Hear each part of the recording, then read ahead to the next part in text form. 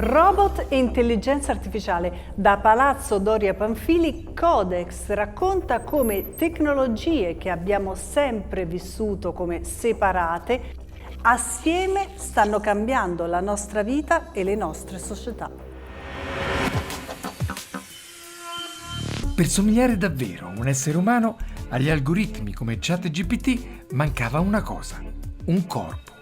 Ci ha pensato questo umanoide a equipaggiare con gli attributi anatomici i nuovi software di intelligenza artificiale generativa, quelli cioè in grado di rispondere su tutto e dialogare con linguaggio naturale. Vedo una mela rossa al centro del tavolo, un cesto con piatti e tazze e te in piedi con la mano sul tavolo. Bene, posso avere qualcosa da mangiare? Ti do la mela perché è l'unica cosa commestibile sul tavolo. A lanciarlo un'azienda americana in erba, Figure AI, insieme a OpenAI, la compagnia guidata da Sam Altman che di ChatGPT è il padre. Si crea un connubio per sfruttare al meglio le capacità percettive e interattive di tecniche di intelligenza artificiale generative come ChatGPT. La sfida è quella di accompagnare la percezione con l'azione fisica.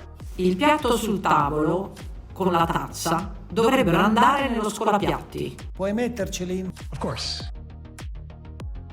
Non più calcolatori con pochi movimenti prestabiliti, come i robot del passato, ma macchine che, grazie all'intelligenza artificiale, vivono con noi, parlano con noi, reagiscono e agiscono in modo spontaneo di fronte a compiti imprevisti, per cui non sono stati programmati, imparando da soli, sbagliando come facciamo noi.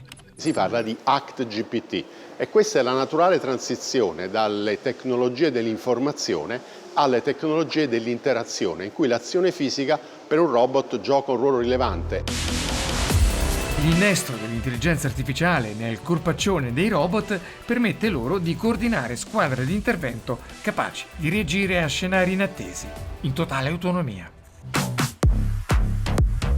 Eppure, malgrado robot da movimenti fluidi come Optimus di Elon Musk o spettacolari acrobazie come gli umanoidi di Boston Dynamics, l'era in cui avremo per casa repliche autosufficienti di noi stessi è ancora lontana. La sfida è quello di sviluppare un personal robot, un personal companion, però la cosa da capire è se questo debba avere l'aspetto di un androide, di un antropomorfo. Perché? Perché se pensiamo per esempio a un bipede, il bipede è una macchina difficile da avere in un ambiente, perché controllare la deambulazione e la stabilità di un bipede è cosa molto più ardua rispetto a un robot che per esempio ha una base mobile con ruote. Siamo probabilmente almeno a 20 anni di distanza dallo sviluppo di un umanoide che possa diventare un prodotto commerciale.